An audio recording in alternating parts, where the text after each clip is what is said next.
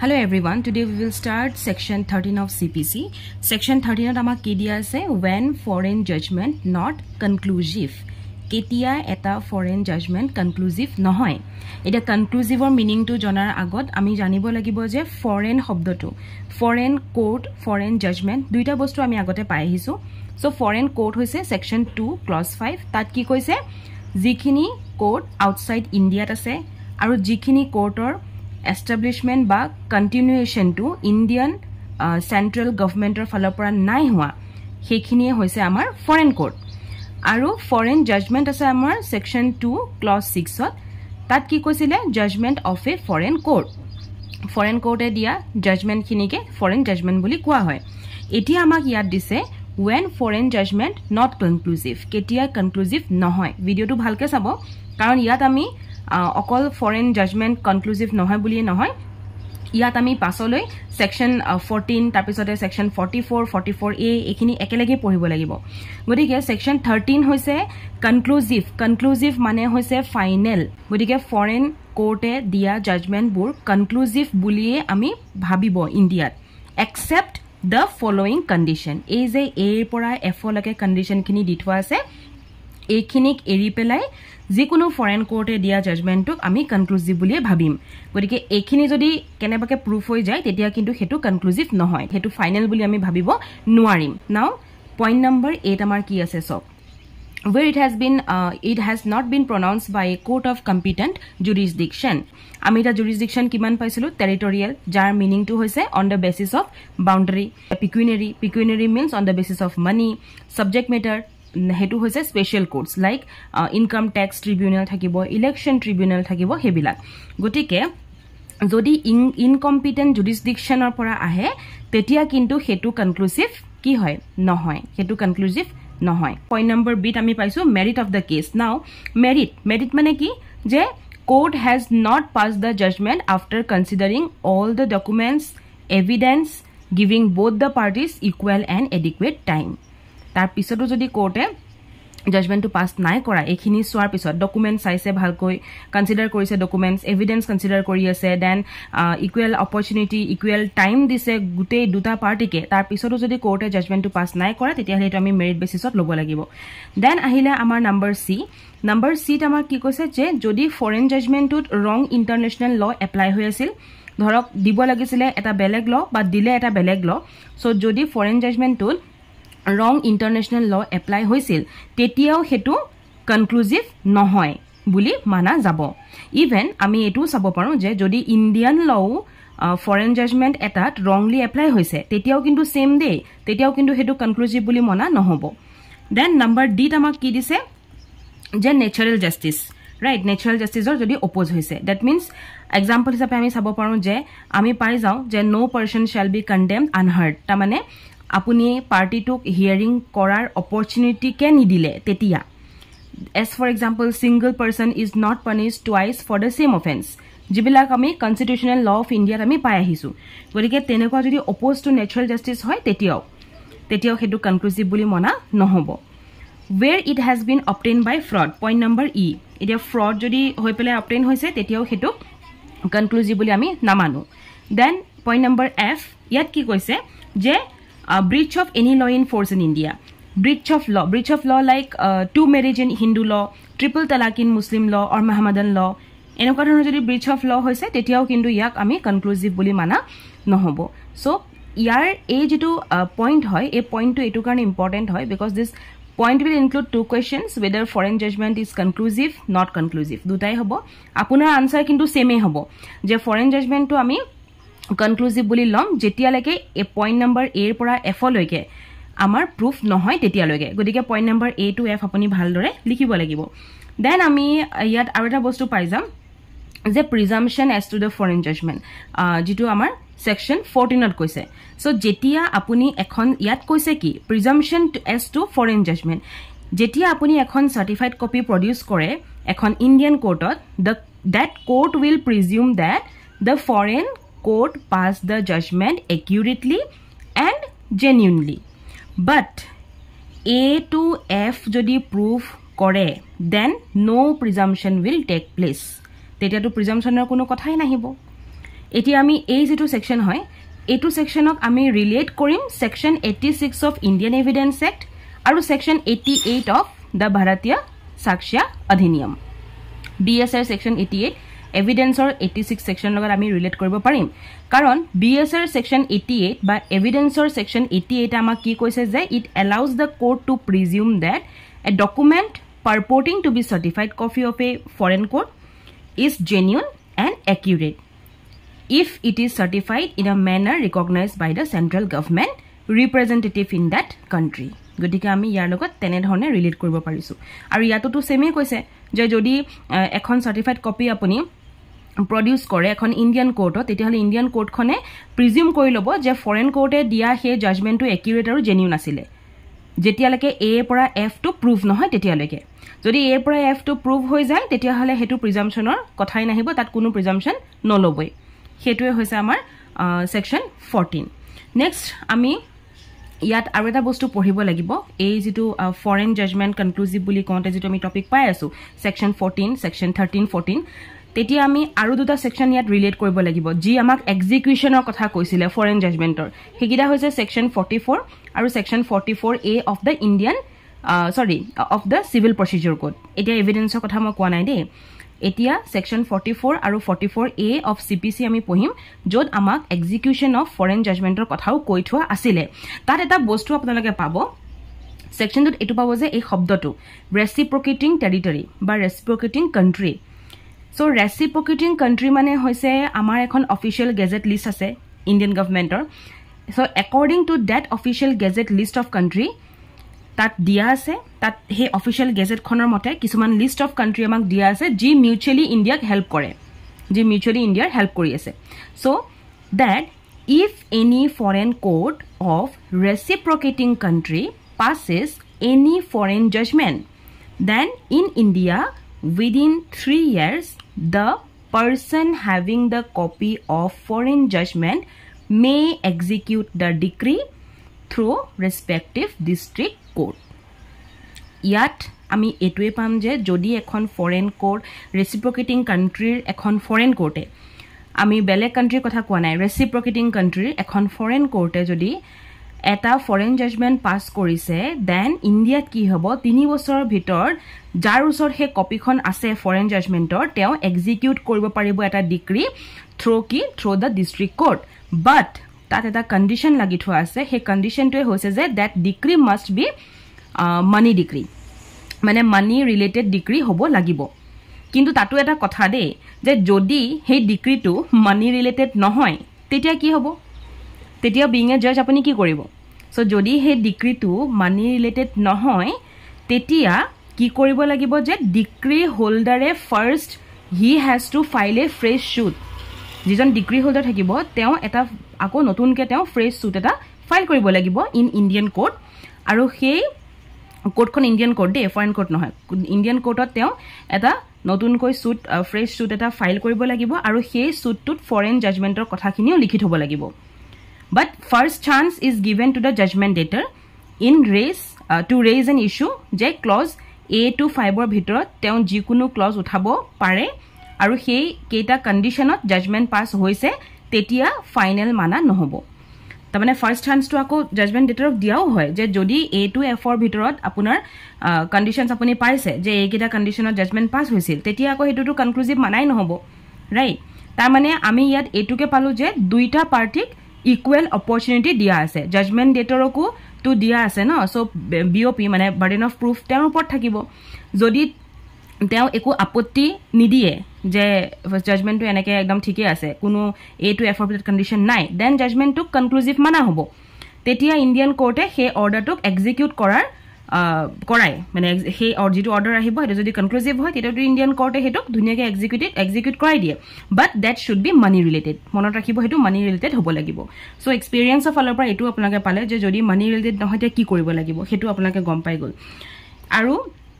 ইয়াত এটা কথা মই কৈ থওঁ যে এই যেটো সেকশন আপুনি পঢ়িব সেকশন 13 হে 13 পঢ়োতে 14 লগালক পঢ়িব 14 পঢ়োতে লগালক এভিডেন্স এক্টৰ 86 আৰু BSR 88 মেলিব আৰু তাৰ পিছত আপোনাকে লগালক সেকশন 44 আৰু 44A অফ দা CPC একেলগে পঢ়িব লাগিব Now our next move is section 15 ত কি আছে court in which suits to be instituted court institute koribo pora jay aru yate ami pam je every suit shall be instituted in the court of lowest grade competent to try it jitu amar competency thakibo competent koribo porake try koribo porake ekhon courte tar jitu lowest grade hobo tate ami he suit to institute koribo lagibo boli yat koise tar mane in simple amak yat ki koise যে suit এটা file কৰিব পৰাকে যেটো ফোৰাম থাকিব সেই ফোৰামটোৰ কথা কৈছে ইয়াত আমি সিধাই পাই গলো জুৰিসডিকশন এতিয়া আপোনালোকৰ মনত এটা প্ৰশ্ন আহিব যে সেকশন 10 আৰু 11 আমি ক্লিয়াৰ কৰিছিলো কিন্তু সেকশন 9 টো মই আপোনালোকক লাষ্ট ভিডিওত কোৱা নাছিলো গতিকে সেকশন 9 টো আমি এতিয়া পঢ়িম সেকশন 15 ৰ লগত So section 9 ত আমি কি পাইছিলো যে আমাৰ jurisdiction আছে jurisdiction বলা বস্তুটো তিনটা ভাগত আমি ভগাইছো এটা টেৰিটৰিয়েল এটা পেকুনিয়াৰী আৰু এটা সাবজেক্ট মেটাৰ আমি যদি চাও ইয়াত section 15 ত কৈছে যে লোৱেষ্ট গ্ৰেড যেটো হয় হেতুতে আমি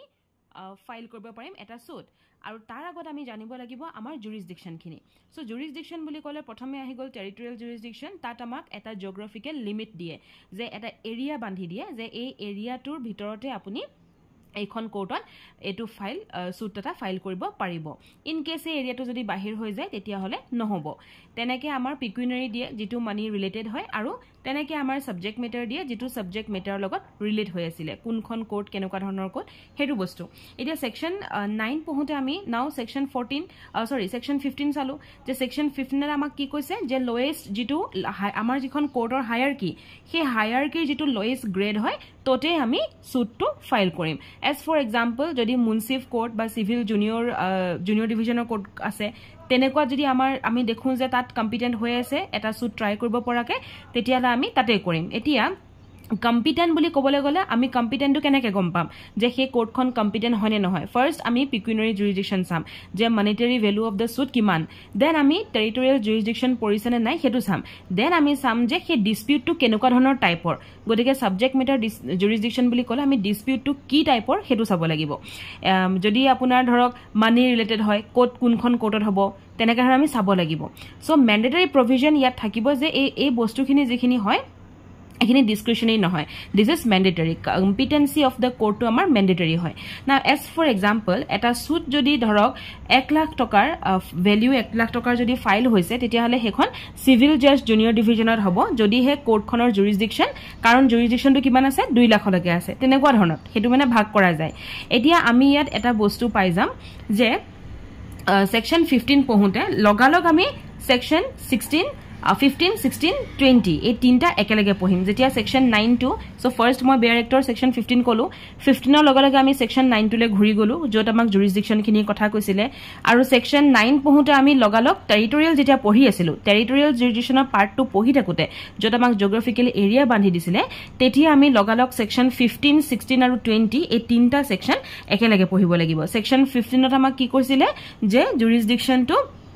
ডিটাৰমাইন কৰা কথা কৈছিলে তাত টেৰিটৰিয়েলে হক পেকুনিয়াৰীয়ে হক বা সাবজেক্ট মেটাৰে হক তাত আমি ডিটাৰমিনেশনটো পাই যাম যে লোৱেষ্ট গ্ৰেডত হেতু ফাইল হ'ব নেক্সট আমি সেকশন 16 ত কি পালো সেকশন 16 হৈছে ইমুভেবল প্ৰপাৰ্টি লগত ৰিলেট হৈ আছে যে the suit must be filed in the court having jurisdiction over the area where the property is situated যত প্ৰপাৰ্টিটো আছে সিচুৱেট হয় তত হেতু জুৰিসডিকশন বান্ধি দিছে in relation to the immovable property section 20 ত আমাক কি কৈছে এই সেকশন 20 টো আমাক এলাউ কৰিছে যে এটা সুট এখন কোৰ্টত ফাইল হ'ব যত কজ অফ একচন হোললি বা পাৰ্টলি এৰাইজ হৈছিলে হেতু সুট তালে যাব সো এডিশনালি যদি মাল্টিপল ডিফেন্ডেন্ট আছিল তেতিয়া হলে that suit can be filed in a court where any one of the defendant reside বা work for gain যদি এডিশনালি আমি পাইছো যে যদি বিভিন্ন ধেৰ মাল্টিপল ডিফেন্ডেন্ট আছিল তেতিয়া হলে হেতু সেই তাত এনি অফ দ্য ডিফেন্ডেন্ট যত ৰিসাইড হৈছে বা ওয়াৰ্ক ফৰ গেইন হৈছে তোতে তেওঁলোকে সুটটো ফাইল কৰিব পাৰিব সেই কাৰণে সেকশন 15 16 20 একেলগে পঢ়িব আৰু তাৰ লগে লগে আপুনি সেকশন 9 টো চাব লাগিব নেক্সট এতিয়া আমি এটা কেছ লপাম ইয়াতে হেতু 2005 চনৰ কেছটো হৈছে এটো হৰ্ষাত Chiman Lal Modi versus DLF Universal Limited 2005 ইয়াত কি কৈছে যে সেকশন 16 অফ সিপিসি যেটো হয় হেতুৱে ৰুল কৰিছে that a suit involving immovable property must be filed in the court having jurisdiction over the location of the property কোৰ্টে এমফেচিছ কৰিছে যে জুৰিছডিকশ্যন যেটো থাকিব কোৰ্টৰ হেটো ডিটাৰমাইন কৰিব কিহেৰে লোকেশ্যন অফ দ্য প্ৰপাৰ্টিৰে not by where the party may reside পাৰ্টিটো ক'ত ৰিচাইড হৈ আছে হেতু নহয় লোকেশ্যন অফ দ্য প্ৰপাৰ্টি য'ত আছিলে ত'ত আৰু এই কেছটোতে সেইখিনি বস্তু কোৱা হৈছিলে সেকশন 16 টো আপুনি চাওক তাত কি কৈছে suits to be instituted where subject matter situate ইয়াত কৈছে যে pecuniary বা other limitation prescribed by any law তাৰপিছতে suits these a পৰা f লকে shall be instituted in the court within the local limits of whose jurisdiction the property is situate এতিয়া ইয়াত property মানে property situated in India কথা কৈছে ইয়াত আমি এই যেগিটা পইণ্ট আছে পইণ্ট a পৰা f লৈকে হেকেটা এতিয়া আমি এটা एग्जांपल হিচাপে লম যাতে বুজিবলে আমাৰ ইজি হয় সাপোজ নাম্বাৰ 1 টো আমাৰ কি আছে যে ইমুভেবল প্ৰপাৰ্টি ৰিকভাৰ কৰা এতিয়া as for example ধৰক a কি কৰিলে এটা ল্যান্ড কিনিছে ধৰক মহাৰাষ্ট্ৰত মুম্বাইত আৰু তাৰ পিছত বেলেগ এজন মানুহ বি যি আহিলে আৰু তেওঁ আনলফুলি অকুপাই কৰি আছিল সেই ল্যান্ডটো সেই মাটি টুকুৰা আৰু তেওঁ যেতিয়া ভেকেট কৰিবলৈ ক'লে এ তেতিয়া হলে বি এ কি কৰিলে ভেকেট নকৰো বুলি ৰিফিউজ কৰি দিলে তেনেকুৱাত কি হ'ব তেনেকুৱাত এ কি কৰিব সুট এটা ফাইল কৰিব যে প্ৰপাৰ্টিটো ৰিকভাৰ কৰিবৰ কাৰণে হয়নে নহয় তেতিয়া আমাৰ এপ্লিকেশন অফ সেকশন 16 আহি যাব সেকশন 16 ৰ এপ্লাই হোৱা লগে লগে কি হ'ব যে এ নামৰ মানুহজনে সুটটো ফাইল কৰিব in the court that has jurisdiction over the area where the land is located jot land to asile tamane moi mumbai maharashtra koisilo godike sei court khonothe teon goi pela eta suit file koribo paribo example number 2 mane number b ami ki palu number b tamar ase যে partition of immovable property ইয়াত আমি এটা example হিচাপে লও যে তিনিজন ধৰক মানুহ আছিল এ বি আৰু সি আৰু তেওঁলোক তিনিজনে এটা ঘৰত জয়েন্টলি একেলগে আছিল সেই ঘৰখন ধৰক অসমতে গুৱাহাটীৰ অসমতে আছে আৰু তেওঁলোকে ডিসাইড কৰিছে যে আমি এতিয়া পাৰ্টিশন কৰিম এই প্ৰপাৰ্টিটো আমাৰ তিনটাৰ মাজতে কিন্তু আমি টাৰ্মস বিলাকক আমি এগ্ৰি মানে নাই কৰা তেওঁলোকে তেতিয়া হলে এ তেনেকুৱাত এ বি সি তিনটা আছিল এ ডিসাইড কৰিলে to file a suit for partition যে টাৰ্মস খিনি যদি তুমি এগ্ৰি নাই কৰা যিখিনি টাৰ্মস এন্ড কন্ডিশনস ৰাখিছে হেখিনি এ বি সি কোনোবা দুটা বা এটা হেখিনি মানে এগ্ৰি নাই হোৱা গতিকে তেনেকুৱা ক্ষেত্ৰত এ ভাবিলে যে মই এটা সুট ফাইল কৰি দিও for partition তেনেকুৱা আমি application of section 16 কৰি দিম আৰু যেতিয়া আমি section 16 এপ্লাই কৰিম তেতিয়া আমি কি পালো যে এ নামৰ মানুহজনে সেই সুটটো তোতহে ফাইল কৰিব যত jurisdiction over the area আছিল মানে territorial jurisdiction আছিল that means যত হে ঘৰটো লোকেট হৈ আছিল that means in Guwahati Assam next ami ako point number 3 to palu foreclosure so foreclosure of mortgage buli ami bhabim je apuni মোক এটা লোন দিলে আৰু then মই কি কৰিলো মই হে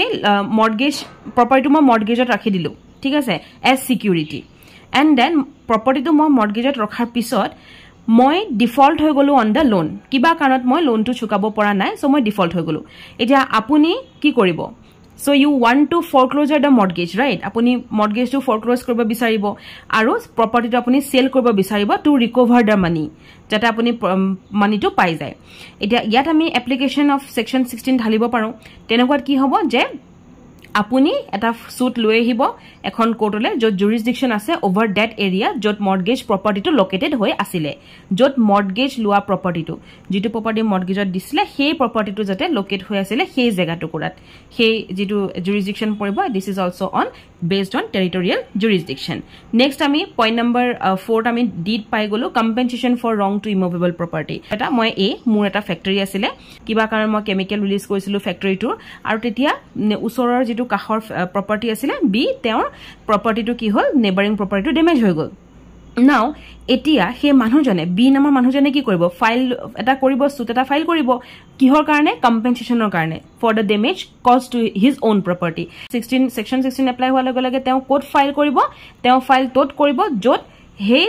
damage property to located hoy asile number e point ami pai exam je recovery of movable property under attachment suppose as for example এর এখন গাড়ী আছিল যিখন wrongfully attach কৰি দিয়া হল by a creditor in Assam এতিয়া এ কি কৰিলে তেও হে কাৰখন ৰিকভাৰ কৰিব লাগিব ন গতিকে wrongfully attach হল তেও এখন ৰিকভাৰ কৰিব লাগিব সেই কাৰণে সেকশন 16 আমি এপ্লাই কৰিব পাৰিম তেতিয়া এ ফাইল কৰিব এটা সুট হেখন কোৰ্টত যত jurisdiction over the area আছিল where the car is currently located বৰ্তমান যত কাৰখন আছে currently সেই জেগা টুকুৰাত হে পাৰিব So next আমি F পাই গলো ৰিলিফ ৰেসপেক্টিং ইমুভেবল প্ৰপাৰ্টি পটি কৈ আছে ই কৈছে যে এজন মানুহে এটা প্ৰপাৰ্টি দিল্লীত কিনিলে তেও হেতু লিজত দিলে লিজত দিয়াৰ পিছত যিজন লিজত আছিল সেইজন মানুহে যেতিয়া লিজটো শেষ হৈ গল লিজ এগ্ৰিমেন্ট খতম তাৰ পিছতো তেও কি কৰিছে ঘৰটো খালি নকৰো বুলি ৰিফিউজ কৰি দিছে তেনে ক্ষেত্ৰত কি হ'ব এ নামৰ মানুহজনে যাৰ নিজৰ প্ৰপাৰ্টি আছিল তেও এটা সুট লৈ আহিব সুট কিয় লৈ আহিব ফৰ ইভিকশন আৰু কম্পেনসেশনৰ কাৰণে আনিব ন ইভিক মানে তেওঁলোকক অটৰাই দিব লাগে আৰু কম্পেনসেশন পাব লাগে সো তাৰ কাৰণে তেওঁলোকে এটা সুট লৈ আহিব ফৰ দ্য ৰংফুল অকুপেশন এতিয়া ইয়াত সেকশন 16 আমি আনিব পাৰো কাৰণ যিজন এ নামৰ মানুহ যিজন মানে যাৰ নিজৰ প্ৰপাৰ্টি আছিল তেও এটা সুট ফাইল কৰিব either in the court that has jurisdiction over the area where the land is located or in the court where the tenant reside or work but provided in the relief can be obtained through the tenant's personal obedience yat ami dutai pai jam je hetu area tu paribo jot he property tu locate hoy asila aru etu property tu paribo jot he tenant jon asile hetu property tu even paribo এতিয়া আমি next পাইছো section 17 তাত কি কৈছে suits for immovable property situate within jurisdiction of different court suppose আপুনি এটো কৰা মাটি ললে আৰু হে মাটি টুকুৰা আপুনি কোট ললে নগাঁও আৰু গোলাঘাট ডিস্ট্ৰিক্টৰ হে এৰিয়াটোত ললে ধৰক কাজিৰঙাত লৈছে দ্যাট ফলস আৰু এনেকুৱাটা জায়গাত ললে যে আধাখিনি প্ৰপাৰ্টি আপোনাৰ নগাঁও ডিস্ট্ৰিক্ট পৰিছে আধাখিনি প্ৰপাৰ্টি আপোনাৰ গোলাঘাট ডিস্ট্ৰিক্ট পৰিলে তেনে ক্ষেত্ৰত আপুনি কি কৰিব তেনে ক্ষেত্ৰত এতিয়া আপুনি দুখন কোৰ্ট পাই গল যে আধাখিনিৰ কাৰণে আপুনি তো নগাঁও কোৰ্ট পাই গল আৰু ইখিনিৰ কাৰণে আপুনি গোলাঘাটৰ কোৰ্টখন পালে গতিকে এনে ক্ষেত্ৰত আপুনি ইদাৰ গোলাঘাট কোৰ্ট নহবা নগাঁও কোৰ্ট যিকোনো এখনলে আপুনি গলে হল দ্যাট মিন্স জুৰিসডিকশন যেতিয়া হ্যান্ডেল কৰিব লগা হয় তেতিয়া দুইটাই আমি পাই যাও এনে ক্ষেত্ৰত Then next আমাৰ আহি গল section 18 তাত কি কৈছে place of institution of suit where local limits of jurisdiction of courts are uncertain কেতিয়া হয় যে কেতিয়া আমি jurisdiction এটা ধৰিব নোৱাৰো uncertain হৈ আছে কেতিয়া যেতিয়া বাউন্ডাৰী টু unclear থাকিব যেতিয়া ম্যাপ বা ৰেভিনিউ ৰেকৰ্ড খিনি ডিসপিউটেড হৈ থাকিব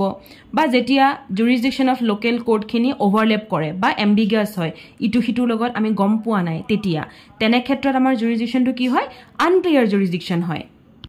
আৰু তেনে ক্ষেত্ৰত এই সেকশনটোৱে সেকশন 18 আমাক কৈছে যে যদি এটুকুৰা আপুনি মাটি লৈছে যেটো মাটি আপুনি এনেকুৱাটা জায়গাত ললে যেটোৰ বৰ্ডাৰটো আনক্লিয়াৰ আমি গম পোৱা নাই এটো ডিস্ট্ৰিক্ট 8 পৰিব না ডিস্ট্ৰিক্ট বিট পৰিব আৰু তেনে ক্ষেত্ৰত কি হ'ব হে আপুনি এটা ডিস্ট্ৰিক্ট ধৰক নগাঁও আৰু গোলাঘাট আনক্লিয়াৰ পৰি গৈছে তেতিয়া আপুনি নগাঁও কোৰ্টখনো পালে গোলাঘাট কোৰ্টো পালে আৰু আপুনি নিজে নাজানে এটো আনসাৰ্টেন হৈ গৈছে ঠিক আছে তেনে ক্ষেত্ৰত কি হ'ব যিকোনো এখন কোৰ্টত আপুনি সুটটো ফাইল কৰিব পাৰিব এজ পাৰ সেকশন 18 আৰু এবাৰ যদি ফাইল হৈ যায় তেতিয়া হলে দ্য আদাৰ কোৰ্ট এজ ফৰ এক্সাম্পল আপুনি গোলাঘাটত ফাইল কৰি দিলে এতিয়া নগাঁও কোৰ্টে হেতু cannot accept the same suit unless court amar Gulaghat court permit nokore ei bostutu monot rakhibo once filed in Gulaghat court the other court which is Nagaon court cannot accept the suit accept the same suit unless Gulaghat court permits tamane in simple ami yat pai golu je section 18 e amak eta practical provision dise je uncertainty in territorial jurisdiction jetia hobo tetia ami ki koribo lagibo After that, we have section 19, suit for compensation for wrong to person or movables. Yat ami paijam eneke je eta suit jodi file hoise karubar personal injury ba damage ok loi pelai apunar belongings khini karone tetia hole he suit to kene dhorne file hobo jot incident to occur hoisil tot aru nohoba jot defendant te kam korisil ba teu thakisil tot As for example, আমি আউটা এনেকে কব পাৰো যে যেতিয়া এটা suit file হৈছে number 1 compensation for wrong done to a person ধৰক বা compensation for wrong done to movable property like theft damage loss আৰু person বুলি কলে আমি assault deformation যিকোনো হ'ব পাৰে তেনেকুৱা ক্ষেত্ৰত যেতিয়া আমি এটা সুট ফাইল কৰো compensationৰ কাৰণে either person বা movable property তেনে ক্ষেত্ৰত আমাৰ হাতত plaintiffৰ হাতত তা মানে দুটা choice থাকিব jurisdictionক লৈ পেলাই number 1 হৈছে যত wrong to commit hoisil number 2 hoisil jot defendant thakisil ba business carry korisil ba teu kiba sakori ba personally work kiba for gain teu jorito hoy asile Next section is section 20 yat ki koise other suits to be instituted where defendants reside or cause of action arises etia yat ki mean koile jane je jodi suit to enekwata suit hoy jitu immovable property logot relation nai for example breach of contract ধৰিলক recovery of money ধৰিলক এনেকুৱা ধৰণৰ suit তেতিয়া হলে কি কৰিব পাৰে তেতিয়া হলে সেই সুটটো ফাইল কৰিব পাৰে এনেকুৱা এখন কোৰ্টত য'ত ডিফেন্ডেন্ট নিজে থাকিছিলে বা ওয়াৰ্কস বা হেজ বিজনেস আৰু নাইবা য'ত কজ অফ একশন হৈছিলে য'ত কজ অফ একশনটো টেক প্লেস হৈছিলে যেনে ইনসিডেন্ট বা ট্ৰানজেকশন যিটোৱে ডিসপিউটটো ৰাইজ দিছিলে ন ডিসপিউট এটা গঢ়িবলেতো এটা ইনসিডেন্ট বা ট্ৰানজেকশনটো লাগিব গতিকে সেই কজ অফ একশনটো য'ত হৈছিলে ততো পাৰিব ইভেন সেইটোৱে ইয়াত কৈছে as for example আমি লৈ ললো যে A নামৰ মানুহজন দিল্লীৰ মানুহ B নামৰ মানুহজন চেন্নাইৰ মানুহ তেওঁলোক এটা কন্ট্ৰাক্টত এন্টাৰ হৈছে আৰু ব্ৰিজটো ক'ত হ'ল ব্ৰিজ অফ কন্ট্ৰাক্টটো মুম্বাইত হৈ গ'ল তেনে ক্ষেত্ৰত A নামৰ মানুহজন যিজন দিল্লীৰ মানুহ সেইজনে সুটটো ফাইল কৰিব পাৰিব ইন দিল্লী যদিহে বিৰ কনসেন্ট থাকে আৰু বা মুম্বাই য'ত কজ অফ একশনটো আছিলে বা যদি আমি এক্সাম্পল আৰু এটা ল'ব পাৰোঁ ধৰক লোন ৰিপেমেণ্টৰ এটা এক্সাম্পল ধৰক আপুনি গুৱাহাটীৰ মানুহ মই বেংগলোৰৰ আৰু আপুনি মোক অলপ পইচা লেণ্ড মানে অলপ মানি লেণ্ড কৰিছিল গুৱাহাটীত ধৰক ঠিক আছে আৰু মই থাকোঁ এপিনে বেংগলোৰত মই বেংগলোৰত থাকোঁ এতিয়া সুটটো ক'ত দিব পাৰি সো সেই সুটটো ইদাৰ বেংগলোৰতো পাৰি য'ত মই আছিলোঁ মই থাকোঁ আৰু নাইবা গুৱাহাটীত পাৰি য'ত ট্ৰানজেকশনটো অকাৰ হৈছিলে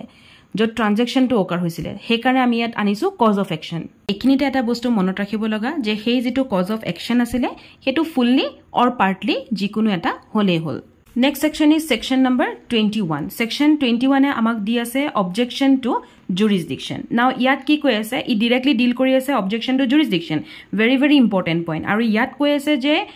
place of swing pecuniary jurisdiction বা local limit যে jurisdiction নহয় সেই বস্তুটো যদি কেনেবাকে অবজেকশন হৈছে ডিফেন্ডেন্টৰ ফালৰ পৰা হেতু কেতিয়াও এখন এপিলেট কোৰ্ট বা এখন ৰিভিজনাল কোৰ্টে তাক কেতিয়াও এন্টাৰটেইন নকৰে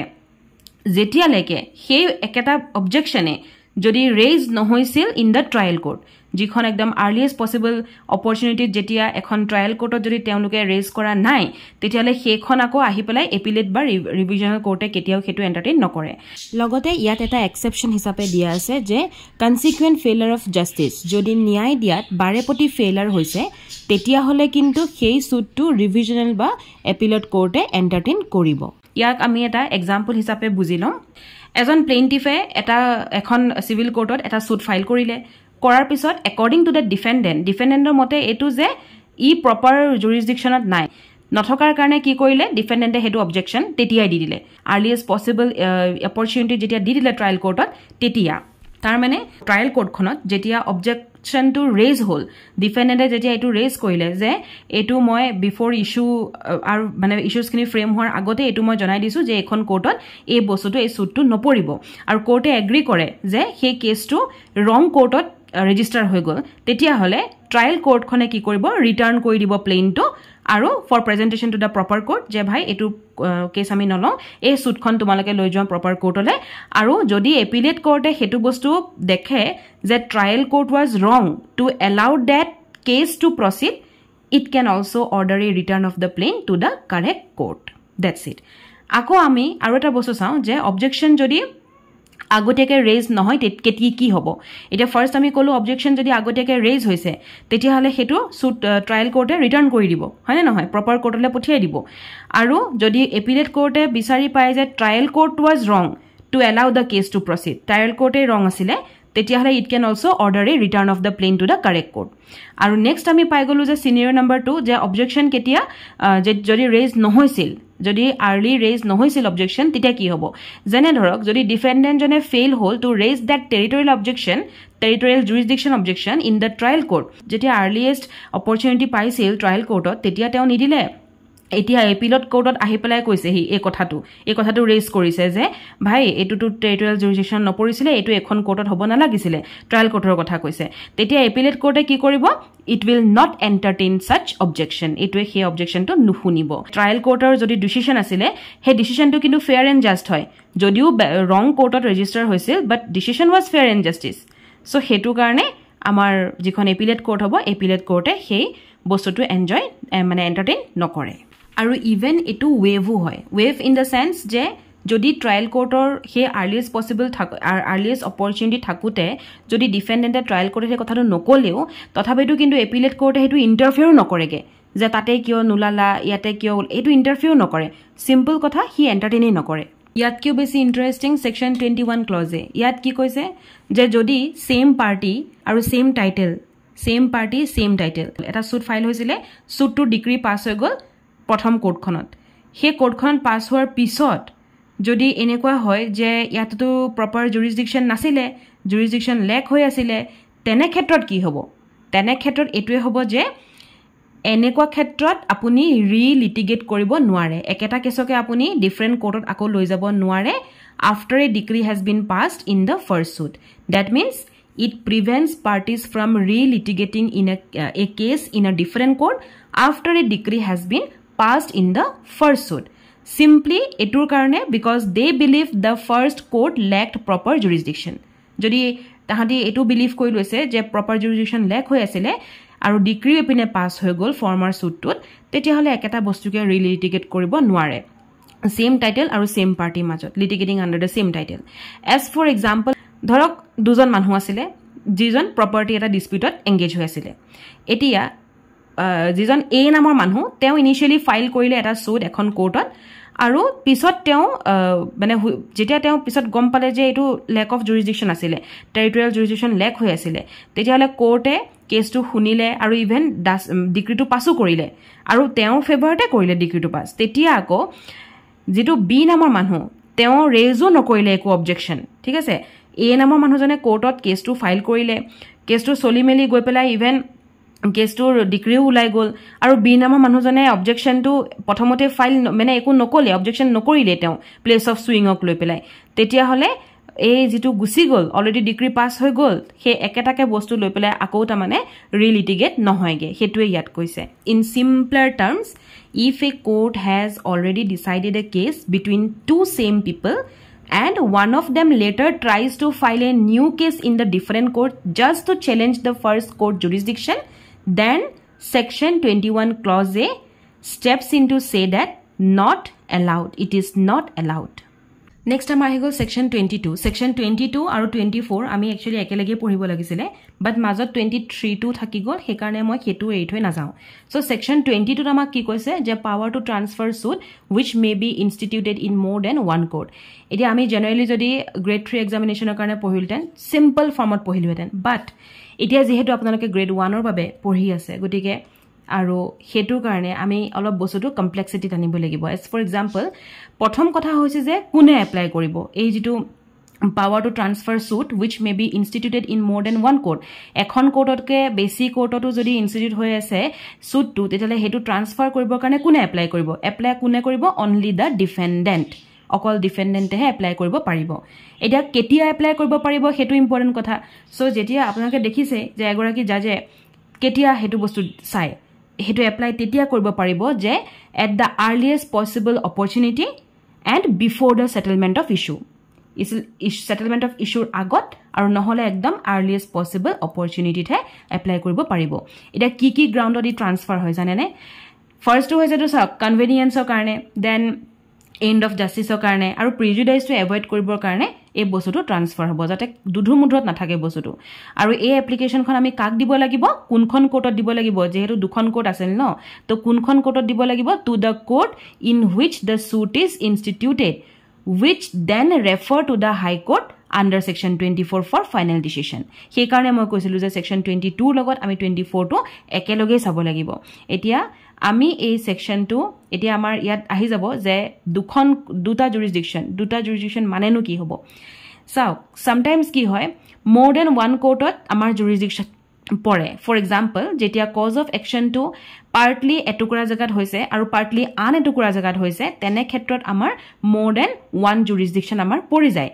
আৰু তেনে ক্ষেত্ৰত প্লেইনটিফ জনে চুজ কৰিব পাৰিব যে কোনখন কোৰ্টত তেওঁ হে কেছটো ফাইল কৰিব আৰু ডিফেন্ডেন্টে যদি ফিল কৰে যে ইখন মানে কোৰ্ট এ নহয় কোৰ্ট বি খনহে বেছি কনভেনিয়েন্ট হ'ব মানে এই সুটটোৰ কাৰণে তেতিয়া হলে ডিফেন্ডেন্টে ৰিকুৱেষ্ট কৰিব পাৰিব to transfer the suit under this section under section 22 next section is section 23 ইয়াত কি কৈছে to what court application lies আমি যে ট্ৰান্সফাৰৰ কাৰণে এপ্লিকেশনখন দিম কোনখন কোৰ্টত দিম হেতুহে শিকাই দিছে কিন্তু এপ্লিকেশনখন আমি কোনটো সেকশনৰ আন্ডাৰ দিম 22 ৰ আন্ডাৰতে দিম বাট কোনখন কোৰ্টত দিম হেতু 23 ত কৈছে ক্লজ নম্বৰ 1 ত কৈছে যে যদি এপিলেট কোৰ্টখন সেম হয় আৰু এপিলেট কোৰ্টৰ আন্ডাৰত থকা তাৰ মানে সাবঅৰ্ডিনেট হৈ থকা যিখিনি কোৰ্ট আছিল তাত ডিফাৰেন্ট কোৰ্টত মোৰ দেন ওয়ান কোৰ্টত যদি সুটটো ফাইল হৈছিল তেতিয়াহলে আমি ট্ৰান্সফাৰ কৰিবৰ কাৰণে এপ্লিকেশনখন কোড দিব লাগিব এপিলেট কোৰ্টখনতে দিব লাগিব যদি হে সেম এপিলেট কোৰ্ট থাকে তেতিয়া আৰু এপ্লিকেশনখন আমি কোনটো সেকশনৰ আন্ডাৰ দিম সেকশন 22 এটো আগতে কলো দেন আমাৰ ক্লজ নম্বৰ 2 ত কৈছে যে যদি হাই কোৰ্টখন সেম বাট এপিলেট কোৰ্টখন ডিফাৰেন্ট হয় যে হাই কোৰ্টখন আমাৰ সেম আছে এপিলেট কোৰ্ট কিখন আমাৰ ডিফাৰেন্ট হয় তেতিয়াহলে আমি সেই এপ্লিকেশনখন কোড দিম গৈ এপিলেট কোৰ্টত নহয় সেইখন দিম গৈ আমি হাই কোৰ্টত ক্লজ নম্বৰ 3 ত কৈছে যে যদি ডিফাৰেন্ট হাই কোৰ্ট থাকে হাই কোৰ্টখন একেই নহয় বেলেগ বেলেগ হাই কোৰ্ট আছে আৰু তেতিয়া আমি এপ্লিকেশনখন কোড দিম আমি সেইখন হাই কোৰ্টত দিম যাৰ লোকেল জুৰিসডিকশন লিমিট অফ জুৰিসডিকশন পৰিছিলে যত সুটটো আনা হৈছিল যত সুটটো সিচুৱেট হৈছিল আনা হৈছিল তাত 24 এ আমাক কৈছে general power of transfer and উইথড্ৰৱেল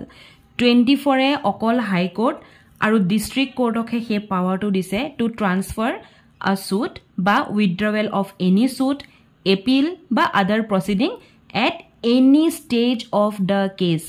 important point at any stage of the case even suo moto yat hoy jay mane on its own motion suo moto means on its own motion right so even suo moto yat hoy jay ede yat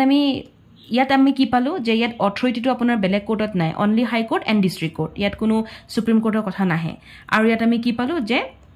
at any time of the case plus yat transfer koribo pari withdraw koribo pari of any suit even appealor karneo pari ba other proceedings or karneo yat pari etia mode of transfer yat ki thakibo jane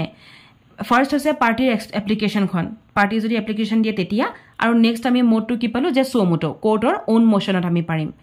আৰু এটো timing তো আমি কেতিয়া পালো এটো কোনো এনেকুৱা নহয় যে একদম ফার্স্ট ইনস্ট্যান্স অতে দিব লাগিব হেতু নহয় it can be done at any stage of the suit or proceeding 24 clause 1 ত আমি পালো যে হাই কোর্টে এট এনি টাইম ট্রান্সফার কৰিব পাৰে এটা case from one subordinate court to another আৰু উইথড্ৰও কৰিব পাৰে এটা case from one subordinate court and try it itself যে এই সাবঅৰ্ডিনেট কোৰ্টৰ পৰা মই কেছটো উঠাই লৈ মই নিজেহে ট্ৰাই কৰিম হেতু পাৰে বা ট্ৰান্সফাৰ কৰিব পাৰে আনাদাৰ সাবঅৰ্ডিনেট কোৰ্টলৈ আৰু এটো ইভেন ইকুৱেল ৰেংকৰ যিখিনি কোৰ্ট তাতো মানে হাই কোৰ্টে এটো ট্ৰান্সফাৰ কৰাব বা উইথড্ৰ কৰাব পাৰিব দেন ডিস্ট্ৰিক্ট কোৰ্টৰ পাৱাৰ আমি দেখিলো যে সেকশন 24 সাবসেকশন 2 ক্লজ 2 আমি দেখিলো তাত কি কৈছে ডিস্ট্রিক্ট কোর্টে আকো similar power within it's local jurisdiction চাই আছে ই কৈছে যে ডিস্ট্রিক্ট কোর্টে ট্রান্সফার কৰিব পাৰিব এটা case from one court to another within the same district একেখন ডিস্ট্ৰিক্টতে হেকাৰণে কৈছো যে উইদিন ইটস লোকাল জুৰিসডিকশন আৰু ইভেন উইথড্ৰও কৰিব পাৰিব আৰু ট্ৰাই কৰিব পাৰিব হে কেছটো নিজে যে ভাই এই কেছটো এটো সাবঅৰ্ডিনেট কোৰ্টত নালাগে মই নিজে ডিস্ট্ৰিক্ট কোৰ্ট মই নিজে ইয়াক ট্ৰাই কৰিম বা এসাইন কৰিব পাৰিব বেলেগ এখন কোৰ্টলে তা মানে বেলেগ এখন কোৰ্টলে এটো কেছ উঠাই বেলেগ এখন কোৰ্টলে নিব পাৰিব দ্যাট মিন্স ট্ৰান্সফাৰ কৰিব পাৰিব উইদিন দ্য সেম ডিস্ট্ৰিক্ট খালি এখিনি বস্তু within the same district supreme কোৰ্টৰ এটা পাৱাৰ আছে to transfer any civil case including suit appeal বা আদাৰ প্ৰসিডিং যিকোনো প্ৰসিডিং সুট এপিল এবিলাক সব সুপ্ৰিম কোৰ্টে ট্ৰান্সফাৰ কৰিব পাৰিব ফ্ৰম ওয়ান হাই কোৰ্ট বা হে হাই কোৰ্টত থকা সাবঅৰ্ডিনেট হৈ থকা সিভিল কোৰ্ট খনৰ পৰা to another high court that means from high court to high court and then ইয়াত আমি আৰু এটা পাইজাম যে কেতিয়া পাৰিব কোনটো সময়ত পাৰিব ৰাইট সো এটো বস্তু actually any stage of the case যেতিয়া যেনেকুৱা ধৰণৰ কেছৰ স্টেজ থাকে তেতিয়াই পাৰিব আৰু ইয়াত কোনে এপ্লাই কৰিব পাৰিব বোথ দা পাৰ্টিজ এনি পাৰ্টি তা মানে ইদাৰ প্লেইন্টিফ বা ডিফেন্ডেন্ট যিকোনো এটা পাৰ্টি এপ্লাই কৰিলে এটো হ'ব আৰু এনি স্টেজত এটো হ'ব 2006 সনত এটা কেস আহিছিলে অনিন্দিতা দাস ভাৰ্সেস শ্ৰীজিত দাস এই কেছটোত এটো এমফাসাইজ কৰিছিল যে ট্ৰান্সফাৰ যেটো হ'ব ইজ মানে এটো সেকশনৰ under section 25 or under it is not to be granted lightly খুব লাইটলি চাই পেলাই ট্ৰান্সফাৰ কৰি দিয়া নাযাব আৰু এপ্লিকেন্ট যেটো এপ্লিকেন্ট থাকিব সেই এপ্লিকেন্টে শো কৰিব লাগিব কম্পেলিং সাৰ্কামস্টেন্সেস যে কি সাৰ্কামস্টেন্সেস আৰু কিয় কোনটো কথাত এই দু বস্তু ট্ৰান্সফাৰ কৰিবলৈ আহিছে এটো বস্তু কম্পেল কৰিব লাগিব প্লাস এই ট্ৰান্সফাৰটো খুব লাইটলি মানে চাই গ্ৰান্ট কৰা নাযাব and yes that's all for today thank you so much for watching the video